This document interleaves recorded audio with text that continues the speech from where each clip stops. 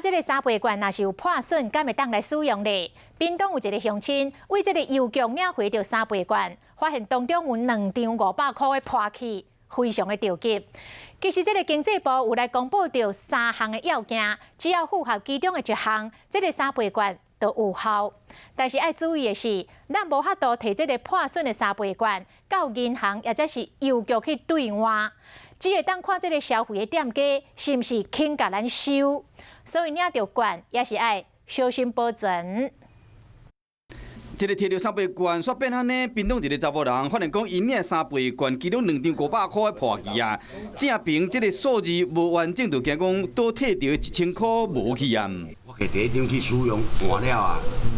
了，我去要摕出来几个，要摕出来迄阵有无？还奇怪，哈2张安尼，我搁找无找着啦。这敢要用是事实上，经济部有公布有3项完整有破去的，不过有3%以上是完整，破对半倒起来时还会合，还是讲号码文字还看得出来，这都会使使用。 因为我们对寄只认商家，呼吁店家就是符合这3个条件，都可以来帮我们的消费者来收振兴券。是讲民众要都家己摕破去3倍券去银行换，就看生意人敢要收，所以讲爱记住3倍券爱顾好好，因为伊甲新台票同款尊贵。